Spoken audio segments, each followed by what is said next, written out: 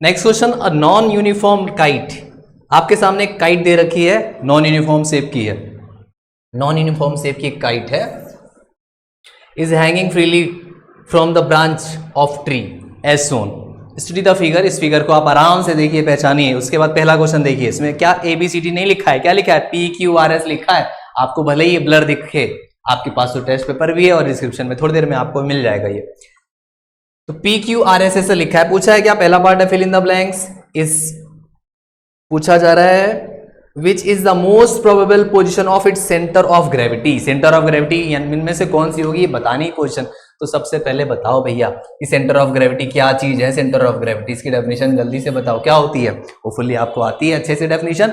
It is the point where we can consider the whole mass of the body is centred. ये वो point है जहां ऐसा मान सकते हैं कि पूरी की पूरी बॉडी का जो वेट है वो सेंटर्ड है। Weight of the whole body is centred, उस पॉइंट को ही बोलते हैं सेंटर ऑफ ग्रेविटी। तो आप जरा देखो, देखते देखते एक तो आपके माइंड में आ सकता है कि बिल्कुल सर ये जो Q है वो इसका आंसर है, ये Q। आप ऐसा बोलेंगे कि सर देखो सिमेट्री दिख रही है Q में कि R से गैप इसका और इसका थोड़ा सा बढ़ गया तो R तो हुआ नहीं, P से इसका और इसका गैप थोड़ा सा बढ़ गया इसलिए P भी नहीं हुआ, और S में भी सेम प्रॉब्लम दिख रही है। लेकिन Q जो है सर वो Q सिमेट्रिक दिख रहा है ऑल साइड से थोड़ा, दैट्स वाई हमें लग रहा है कि हमारा आंसर Q होगा। तो अच्छा आपने क्यों आंसर लिखा, लेकिन जरा हम भी सुनते हैं, हमारी बात भी सुनिए, क्या मुझे क्या लगता है। देखो एग्जाम्पल आपके सामने, इसका ये जो मार्कर है इसका सेंटर ऑफ मास क्या होगा। सपोज ये हमारा रेक्टेंगुलर शेप में, तो जो इसका मिड पॉइंट होगा ज्योमेट्रिकल सेंटर होगा, that will be the centre of mass, या फिर सेंटर ऑफ ग्रेविटी। वेट के टर्म में ग्रेविटी बोलेंगे, मास के टर्म में सेंटर ऑफ मास बोलते हैं। तो सेंटर ऑफ ग्रेविटी इसके मिड पॉइंट पर हो जाएगा, जो इसका ज्योमेट्रिक सेंटर है वहां हो जाएगा। लेकिन मान लो अगर मैं क्या कर रहा हूं, इसको यहां से ऐसे, यहां से मार्कर को मैंने ऐसे टांग दिया, तो अब क्या हुआ, अब आपने देखा क्या कि ये ऐसे घूम गया।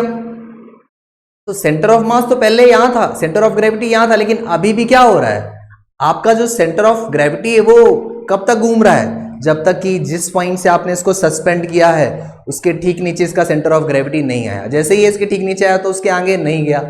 तो अभी तो यहां था सेंटर ऑफ ग्रेविटी, लेकिन अगर आप क्या करते हो, इसको यहां से सस्पेंड करते हो, तो ये वाला पूरा का पूरा जब तक सेंटर ऑफ ग्रेविटी इसके ठीक नीचे नहीं आ गया, जस्ट बिलो, तब तक ये रोटेट हुआ और उसके बाद यहां पर स्टेशनरी हो गया। तो इस केस में क्या देख पा रहे हो, सस्पेंशन, पॉइंट ऑफ सस्पेंशन और सेंटर ऑफ ग्रेविटी दोनों एक ही लाइन पर हैं, दोनों कोलिनियर हैं, सेम लाइन पर हैं। तो अब इस कॉन्सेप्ट के बेसिस पर अब आप बताइए कि इसका राइट आंसर क्या होना चाहिए। तो आप देखो इसको सस्पेंड किया गया है, कहां से टांगा गया, यहां से टांगा गया। इस लाइन को आप नीचे तक बढ़ाओ, नीचे तक जब आप बढ़ाओगे तो बढ़ाने पे आपको क्या दिख रहा है कि ये जो पॉइंट है वो कौन सा पॉइंट है, दिस इज R। कौन सा पॉइंट है, R। तो इसका जो सेंटर ऑफ ग्रेविटी हुआ वो क्या हुआ, R। नेक्स्ट क्वेश्चन में, नेक्स्ट पार्ट में आपसे बोल रहे हैं कि बताओ, क्या बताओ, आपसे नेक्स्ट में बोल रहे हैं कि जो आपने आंसर लिखा है वो सही लिखा है कि गलत लिखा है, उसको सपोर्ट योर आंसर। तो रीजन क्या होगा, इसका रीजन देना है आपको, बिकॉज हम रीजन अभी आपको तो प्रैक्टिकल देख लिया ना, अब आपने लिखा होगा रीजन। होपफुली क्या होगा इसका reason, the body will rotate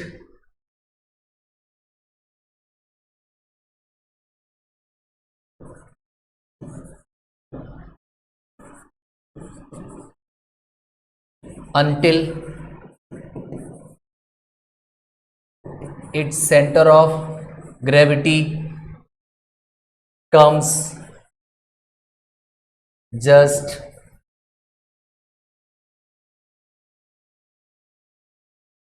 below the point of suspension।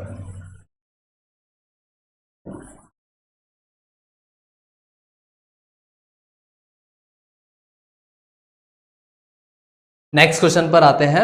इसका आप अपना कमेंट में इसका आंसर आप जरूर लिखिएगा कि आपने Q लिखा है या फिर R लिखा है। नेक्स्ट क्वेश्चन आपके सामने, डिस्प्लेसमेंट टाइम। ये this is also a good kind of question, आसान में से अच्छा क्वेश्चन है ये। The displacement time graph of the sound wave, Y axis में डिस्प्लेसमेंट और एक्स में टाइम लिखा हुआ है।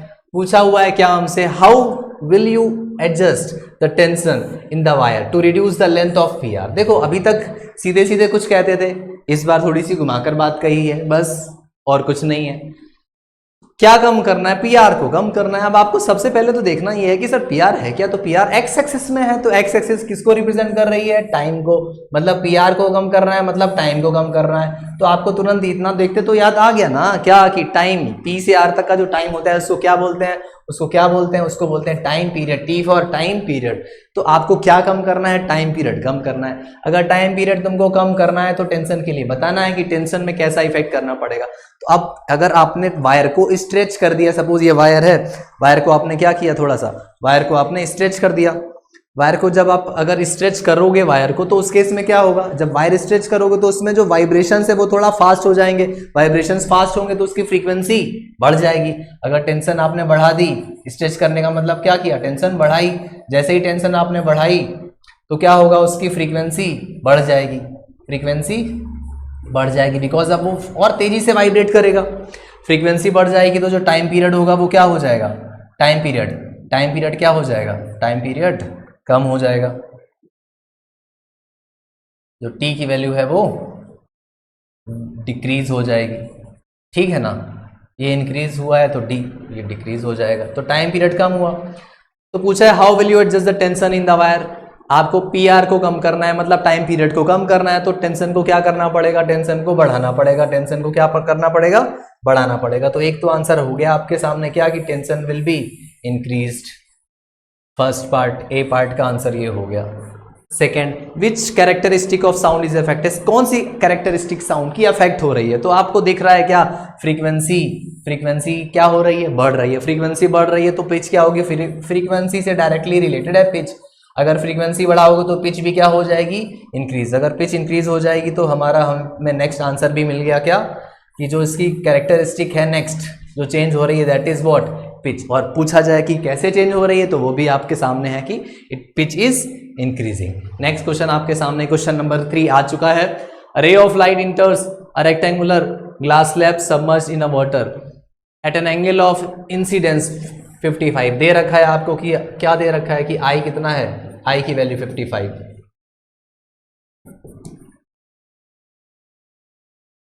Does this ray undergo total internal reflection when it moves from water to glass? बोला जा रहा है कि जो रे है वो कहां से कहां जा रही है, वाटर से ग्लास में जा रही है। जस्टिफाई और आंसर क्रिटिकल एंगल मतलब सी कितना दिया गया है, 54 डिग्री दिया गया। जैसे ही आपने देखा सर आई ग्रेटर देन सी, तो हमें तो कुछ देखना ही नहीं है, आई ग्रेटर देन सी। तो आप जरा अपने आंसर को वीडियो को पॉज करके रिप्लाई करिए कि आपने लिखा TIR होगा कि नहीं होगा। आपने क्या लिखा, अगर आपने लिखा कि TIR होगा, यस लिखा आपने, तो फिर बहुत बड़ी गलती हो गई आपसे, इसको सुधारना हमें पड़ेगा। अगर आपने यस लिख दिया तो गई भैंस पानी में, फिर क्या करना है, फिर बाहर निकालना पड़ेगा। क्या गलती हुई देखा नहीं आपने, अगर जल्दबाजी की। आप में से कई बच्चे अगर मॉर्निंग में मिले थे तो हमने वहां पर आपसे बोला था, कमेंट में आप रिप्लाई करिए कि whatever you are attempting, whatever you know, attempt that with focus. तो इंसिडेंस देखा जैसे ही ग्रेटर देन क्रिटिकल एंगल, आपने तुरंत जज कर दिया बिना देखे कि जो हमारी लाइट है वो कहां से कहां जा रही है। फर्स्ट कंडीशन ऑफ TIR क्या होती है, टोटल इंटरनल की फर्स्ट कंडीशन होती है कि जो रे है वो डेंसर मीडियम से कहां जानी चाहिए, रेरर मीडियम में जानी चाहिए। लेकिन यहाँ तो वाटर और ग्लास में जा रही है, वाटर कैसा है, रेरर, और ग्लास कैसा है, डेंसर। तो जब डेंसर से रेयर में जा ही नहीं रही है रे, तो कभी भी TIR का फेनोमेनन नहीं होगा। जो TIR का फेनोमेनन नहीं होगा, हमें तो कुछ देखना ही नहीं था। तो this was very so simple question. आपने देखा कि रे कहां से कहां जा रही है, वाटर से ग्लास, तो फिर नो TIR कतई नहीं हो सकता, कुछ भी नहीं पढ़ने की जरूरत थी। नेक्स्ट क्वेश्चन पर आते हैं। According to the new colour coding convection,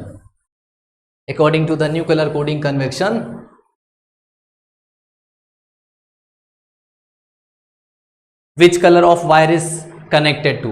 पूछा जा रहा है कि बताओ मेटल बॉडी ऑफ अप्लायंस को कनेक्ट करना है हमारे को। तो न्यू कलर कोडिंग जो है हमारी, न्यू कन्वेंशन कलर कोडिंग का, तो उसमें मेटल बॉडी को किस कलर से किससे कनेक्ट करना चाहिए, बताइए। आपने क्या लिखा हुआ है, new convention. There are 2 convention, one is old and one is new. कुछ मैं बताता हूँ, कुछ आप बताएंगे कमेंट में। तो इसका मेटल बॉडी से कनेक्ट करना है, मतलब वो पूछना क्या जा रहा है, मेटल। आजकल जितनी भी डिवाइसेज आ रही हैं उसमें हम लोग मेटॉलिक बॉडी को अर्थ करते हैं मतलब वो हमसे पूछ क्या रहा है कि अर्थ वायर की कलर कोडिंग बताओ, या फिर जो हम ग्राउंडिंग करते हैं ग्राउंडिंग की कलर कोडिंग बताओ। तो अर्थ वायर या फिर मेटल या फिर ग्राउंडिंग की जो कलर कोडिंग होती है वो किस कलर की होती है? वो होती है ग्रीन कलर की। पहले भी ग्रीन होती थी और अभी भी न्यू कलर कोडिंग में भी वो कैसी होती है? ग्रीन। तो पहला पार्ट का आंसर क्या हो गया इसका? ग्रीन। पहले पार्ट का आंसर ग्रीन हो गया। Next B part, switch off the appliance, तो इसका आंसर तो हो गया ग्रीन। स्विच को कनेक्ट करना है तो स्विच को कनेक्ट करते हैं हम लोग किससे? स्विच को कनेक्ट करते हैं लाइव वायर से। किससे कनेक्ट करते हैं? लाइव वायर से। और लाइव वायर जो न्यू कन्वेंशन में हम इस्तेमाल करते हैं कलर, दैट इज ब्राउन। वो कैसा कलर होता है? ब्राउन। पहले किस टाइप का कलर हुआ करता था? ये ओल्ड कन्वेंशन के अकॉर्डिंग इट वाज रेड, लेकिन उसने हमसे पूछा गया है, क्या पूछा है कि न्यू के अकॉर्डिंग बताओ, तो न्यू के अकॉर्डिंग तुम्हारा आंसर क्या है? ब्राउन। मेटल का कलर पहले भी ग्रीन था और अभी भी ग्रीन है। अब मेरा आपसे क्वेश्चन है कि ओल्ड पैटर्न जो था इसका कलर कन्वेंशन का, उसको आप कमेंट में अपना आंसर करो कि ओल्ड पैटर्न में अर्थिंग हो गया, लाइव वायर हो गया, कौन सा वायर बचा? That is neutral wire.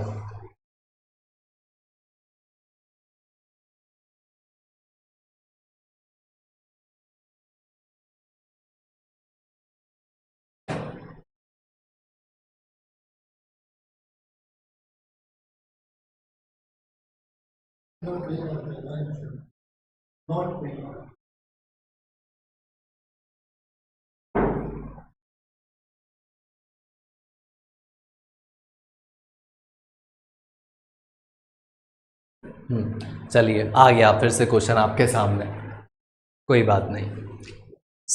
आपसे मैं एक क्वेश्चन पूछ रहा था कि आप कमेंट उसकी कलर कोडिंग क्या होगी, बस इतना ही क्वेश्चन है कि न्यूट्रल वायर की कलर कोडिंग आपको लिखनी है।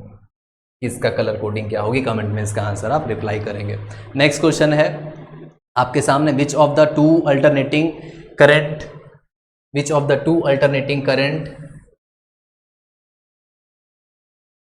डायरेक्ट करंट और alternating current produce a varying magnetic field. पूछा जा रहा है कि दो करंट है हमारे पास, एक है एसी दूसरी है डीसी, तो हमें जो मैग्नेटिक फील्ड मिलनी है वो कैसी मिलनी? वेरिंग का मतलब चेंजिंग, बदलती हुई मैग्नेटिक फील्ड किस में मिलती है? एसी में मिलती है या डीसी में मिलती है? तो इसका आंसर तो बिल्कुल आपने टिक कर ही दिया होगा श्योरली, बिना गलती किए हुए, दिस इज एसी। बहुत ज़्यादा डिटेल में तो इसकी जानकारी आपको मिलेगी। अब क्लास 12 के लेक्चर्स स्टार्ट भी हो गए हैं। EMI, ये बैंक वाली EMI नहीं है, electromagnetic induction. E for electro, M for magnetic, I for induction. Electromagnetic induction एक बड़ा सा स्पेशल चैप्टर है, उस चैप्टर में इसकी डिटेल में स्टडी करते हैं हम लोग। तो हमें मालूम है कि करंट कैरिंग वायर हो, उसमें चाहे इलेक्ट्रिक करंट DC आ रही हो या फिर AC आ रही हो, तो मैग्नेटिक इफेक्ट तो उसका शो करता है, राइट एंड थंब रूल भी आप जानते हो। मैग्नेटिक फील्ड जो है वो चेंज होती रहे, ये कौन सी करंट पर डिपेंड करता है? तो ऐसा बिहेवियर केवल और केवल AC करंट में हमें ऐसा मिलता है। नेक्स्ट क्वेश्चन पर आते हैं। Calculate the amount of heat,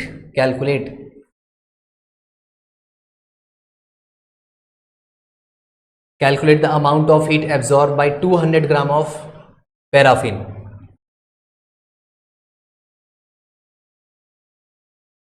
क्या कह रहा है हमसे? देखो क्या कह रहा है, सुनते हैं, आराम से करते हैं, कोई जल्दी नहीं।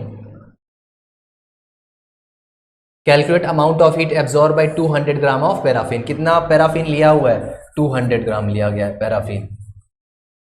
और क्या है? Melt completely, it's melting point, पूरा मेल्ट करना है। और इसकी स्पेसिफिक लेटेंट हीट की वैल्यू दे रखी है, मतलब L की वैल्यू दे रखी है 146 जूल ग्राम इनवर्स। पूछा गया कि कैलकुलेट अमाउंट ऑफ हीट, कितनी हीट हमें चाहिए होगी। तो कितना आसान क्वेश्चन पूछा हुआ है हीट का, इससे आसान क्वेश्चन कैसा मिल सकता है आपको बताइए। Q = ml फॉर्मूला होगा। होपफुली आप सभी का आंसर सही था, अगर सही था तो यस लिखिए, नहीं तो नो लिखिए कमेंट में। तो M के प्लेस पर M रखा आपने, 200 × 146,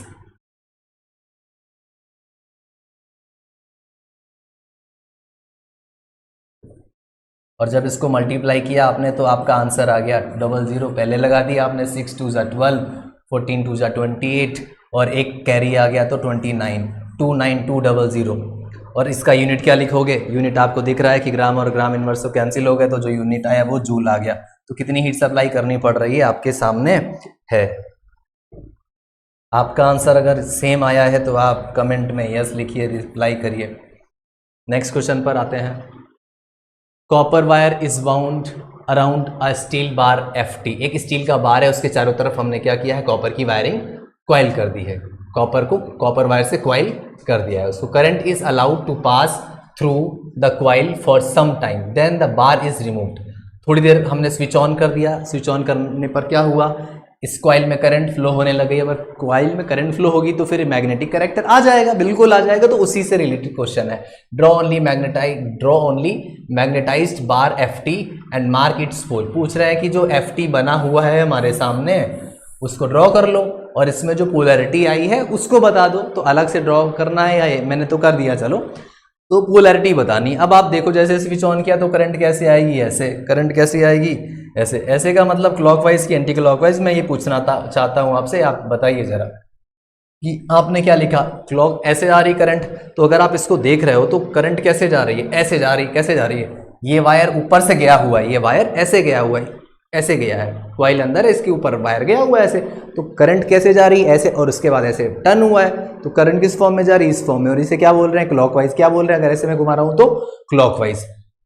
अरे मैं सही बोल रहा हूं कि गलत बोल रहा हूं? आप कमेंट में रिप्लाई भी करिए। कैसे? ये क्लॉकवाइज या anti clockwise? This is anti clockwise. तो करंट एंटी क्लॉकवाइज जा रही है। अब आपको कुछ याद आया होगा क्या? ये क्या बता रहा है? अगर एस में हमने एरो लगाया, एस में ऐसे, सो ये फॉर्म आ जाता है। और अगर एन लिखा हुआ है तो एरो कैसे लगाते हो? बताओ, कुछ याद आया? सेलिना में आपने पढ़ा हुआ है अपनी क्लासेस में। यहाँ एन में ऐसे एरो लगाया, यहाँ भी ऐसे लगाया, यहाँ नीचे एरो लगाया, यहाँ भी नीचे लगाया। तो ये कैसा फॉर्म है? ये है हमारा एंटी क्लॉकवाइज। और ये कौन सा फॉर्म है? ये वाला हमारा क्लॉकवाइज फॉर्म है। इसमें अभी आपने देखा, इसमें क्या देखा? इसमें आपको देखने में मिला कि जो करंट फ्लो हो रही थी वो किस डायरेक्शन में हो रही थी? एंटी क्लॉकवाइज की क्लॉकवाइज? Anti clockwise. अगर एंटी क्लॉकवाइज हो रही थी तो पोलैरिटी जो होगी वो कौन सा पोल बना होगा? नॉर्थ या साउथ? तो आपके सामने लिखा है N फॉर नॉर्थ। तो ये जो पोलैरिटी F साइड वाली पोलैरिटी है वो कौन सी हो जाएगी? ये हो जाएगा हमारा नॉर्थ।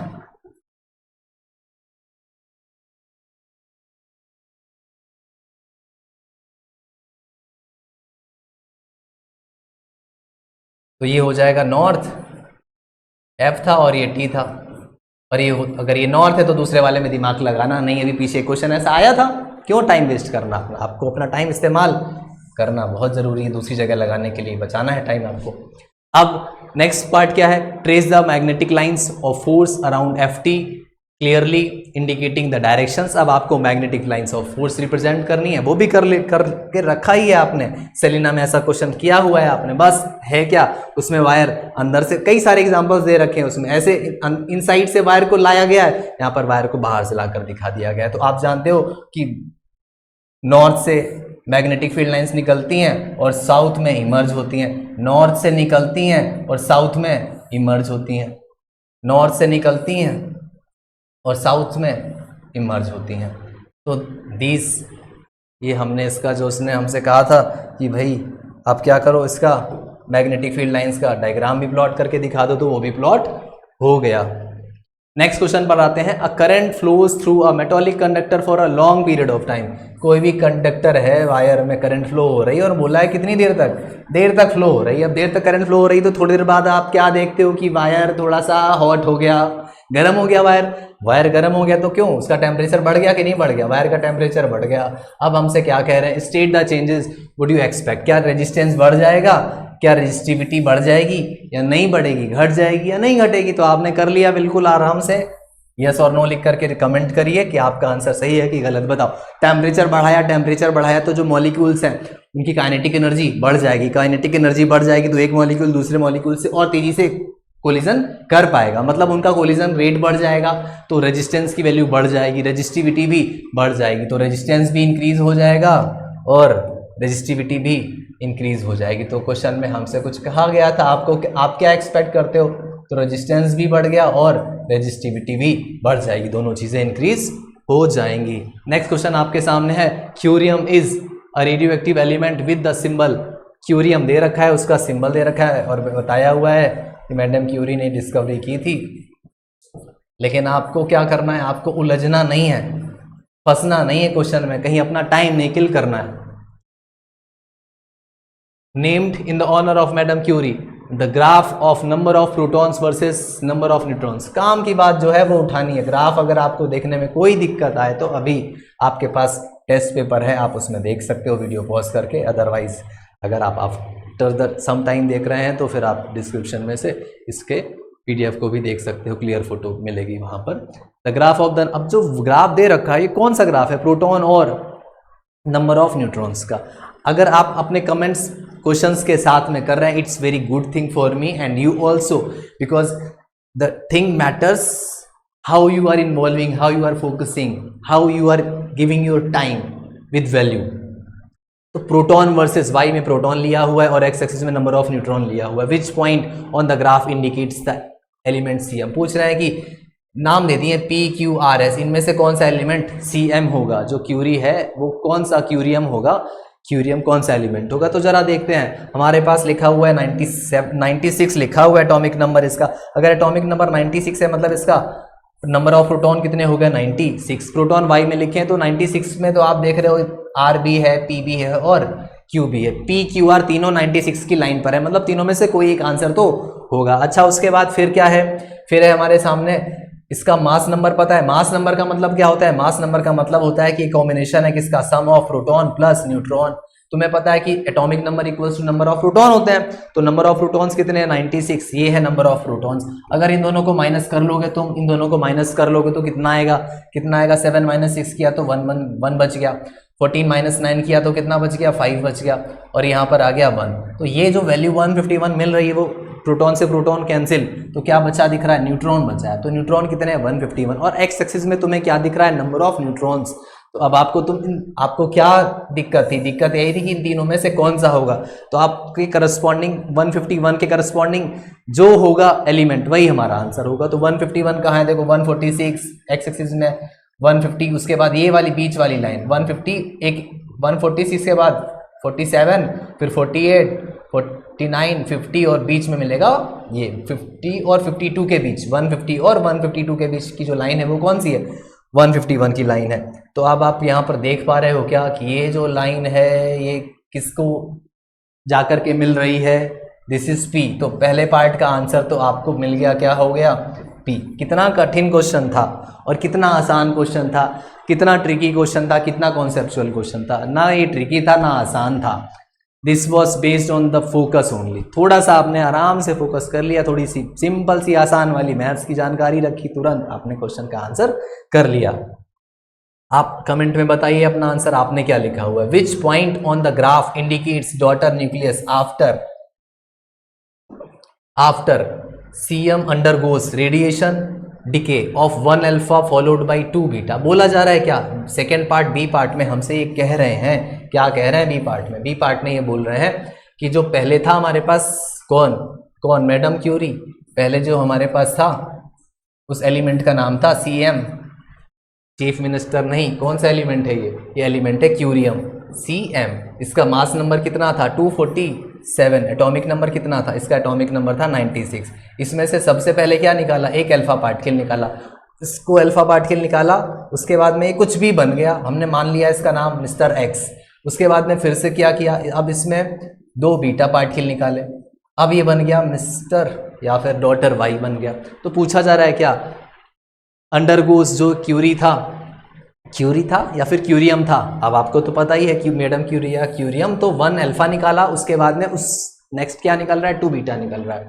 तो आप बताइए, एक अल्फा निकला है तो एटॉमिक नंबर में कितने की कमी होगी? एटॉमिक नंबर में कमी होगी कितने की? 4 की। कितने की कमी होगी एटॉमिक नंबर में? 4 की। तो जब 96 में से आप 4 माइनस करोगे तो आपको नया एटॉमिक नंबर मिल जाएगा। सही बोल रहा हूँ कि गलत बोल रहा हूँ? आप कमेंट में रिप्लाई करिए। हीलियम आयंस को ही बोलते हैं अल्फा पार्टिकल 2He4। तो एटॉमिक नंबर में कितने की कमी होगी? 4 की 2 की? हाँ बिल्कुल। अब आप सही पहचाने कितने की होगी? 2 की होगी। तो 4 क्यों लिख रहे हैं यहाँ पर? 4 नहीं लिखेंगे, क्या लिखेंगे? 2 लिखेंगे। तो हमारे पास जो 2 की कमी होगी, तो 96 पहले था, 96 में से 2 आपने कम कर लिया, कितना बच गया? 96 में से जब आपने 2 कम रफ हो जाओ, हाँ 96 में से जब आप 2 माइनस करोगे तो कितना आया? 94 आ गया ये। मास नंबर में कितने की कमी होगी 4 की, तो 247 में से जब आप 4 माइनस करोगे 247 माइनस जब आपने 4 किया तो कितना दिख रहा है 243 दिख रहा है। तो मास नंबर कितना हो गया इसका 243। अब इसमें 2 बीटा पार्टिकल निकालें। बीटा पार्टिकल का सिंबल क्या होता है -1 और ऊपर 0 होता है मास नंबर। तो अगर एक बीटा निकलता है, एक बीटा पार्टिकल निकलता है तो एटॉमिक नंबर में एक इंक्रीमेंट होता है, 2 निकलेंगे तो 2 का इंक्रीमेंट होगा। पहले 94 था, 2 और बढ़ जाएंगे तो कितना हो जाएगा 96 हो जाएगा। ठीक 96 हो गया, बिल्कुल कोई दिक्कत नहीं। मास नंबर में कोई चेंजमेंट नहीं होता क्योंकि ऊपर क्या लिखा है 0। तो मास नंबर इसका कितना हो गया 243 हो गया, मास नंबर 243। तो सेकेंड पार्ट हमारा क्या है, which point on the graph indicates daughter nucleus. पूछ रहे हैं कि जो डॉटर न्यूक्लियस है बताना है कि इनमें से कौन सा होगा डॉटर न्यूक्लियस। तो डॉटर न्यूक्लियस की पहचान करनी है तो आप देखो आराम से डॉटर न्यूक्लियस तो वाई है ना, तो इस वाई को देखते ही आप पहचान रहे हो कि 96 लिखा है। पी तो ऑलरेडी एक डिफाइन हो चुका है, पी तो होना वाला नहीं, पी तो कुछ और हो चुका है। तो आर और क्यू में से कौन होगा, कौन बताएगा। बिल्कुल उसी तरीके से जैसे पहला पार्ट था वैसे ही आपने अटेम्प्ट किया होगा होपफुली। आप फिर से क्या करो, न्यूट्रॉन निकालो। कैसे निकालो न्यूट्रॉन, 243 माइनस 96 यहाँ किया था ना, मास नंबर में से नंबर ऑफ प्रोटॉन्स माइनस किए तो कितना बचा 13 माइनस 6 किया, 13 माइनस 6 किया तो कितना आया 7, 13 माइनस 9 किया तो कितना आया 4 और यहाँ पर 1 तो कितना बच गया 147, कितना बचा 147 बच गया। अब आप देखो जरा क्या एटॉमिक नंबर कितना है 96। आर या क्यू में ही तो डाउट था, आर या क्यू में ऐसा आप आर और क्यू में नंबर ऑफ न्यूट्रॉन 146 पर कौन है तो 146, उसके बाद 147, ये 147 के ठीक सामने जो दिख रहा है वो कौन है एस भी है और आर भी। लेकिन आपको तो एस से दूर दूर तक कोई ले देना नहीं है क्योंकि हमें एटॉमिक नंबर क्या चाहिए था 96, तो वो हमारे सामने हमारा आंसर मिल गया। इसका आंसर क्या हो गया आर। आपने करेक्ट किया हुआ है तो आप कमेंट में यस लिखिए, अदरवाइज अपना आंसर लिखिए विद रीजन। और अगर आपको कोई डाउट है तो कमेंट करेंगे तो उस डाउट को हम नेक्स्ट क्लास में इंक्लूड कर पाएंगे। नेक्स्ट पार्ट है state the mass number of the daughter nucleus. बताओ भैया कि डॉटर न्यूक्लियस जो तैयार हुआ है अभी हमारे सामने, उस डॉटर न्यूक्लियस का मास नंबर कितना है। तो कितना कठिन सवाल है आपके सामने, मास नंबर कितना है इसका 243।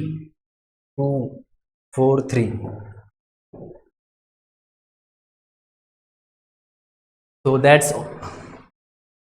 that's all about for the section A, part A of your solution of 2025 class 10th board examination। आप कमेंट में अपने व्यूज़ ज़रूर लिखिए और हमारे YouTube channel Shivam Shukla physics को ज़रूर सब्सक्राइब करिए, शेयर करिए एंड लाइक करिए। According to your demand we will continue further videos in 10th standard also. आप अगर इसका नेक्स्ट पार्ट चाहते हैं, सेक्शन बी का सोल्यूशन चाहते हैं, then we will continue to that also. आज का एग्ज़ाम आपका बहुत अच्छा हुआ है। नेक्स्ट क्लास में नेक्स्ट जो भी आपका एग्ज़ाम शेड्यूल्ड है, chemistry and biologies are left, so all the best for that. Thank you to all.